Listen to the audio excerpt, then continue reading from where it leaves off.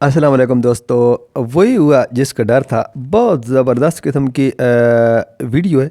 आपने ज़रूर वॉच करनी है, मुलाज़ा करना है, तो आपने देखना है। तो तातारड़ का दिमाग ख़राब हो चुका है। आपको इसकी ज़बानी पहले सुन लें, को फिर छोड़ बाद के में ऐसे बात करें। दौड़े हैं जैसे पता नहीं क्या हो गया।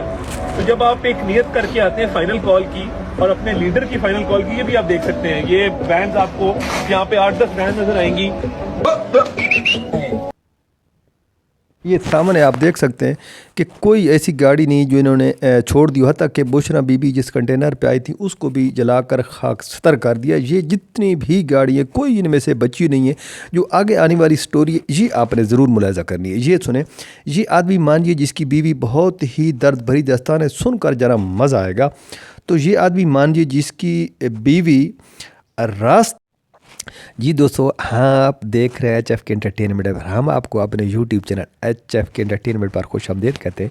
अगर वीडियो अच्छी लगी तो लाइक कर देना, अगर न्यू है तो चैनल को सब्सक्राइब कर देना। यही छोटी एक सपोर्ट होती। चलिए आगे चलते हैं। ना होने की वजह से, गांव सेहत मरकज़ तक जाने की वजह से वो वफात पा गई।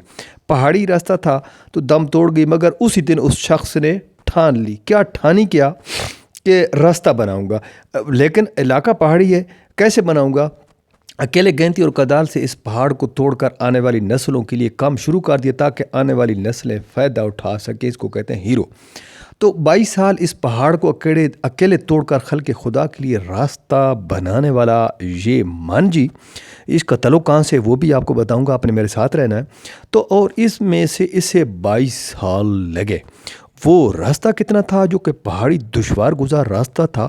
वो 50 किलोमीटर का रास्ता था जो अकेले ने ठाना और कि मैं रास्ता बनाऊंगा ताकि आने वाली नस्लें इससे फ़ायदा उठा सके। और उसको रास्ता बनाने में 22 साल बीत गए। लोग उसको पागल समझते थे कि ये कैसे करेगा।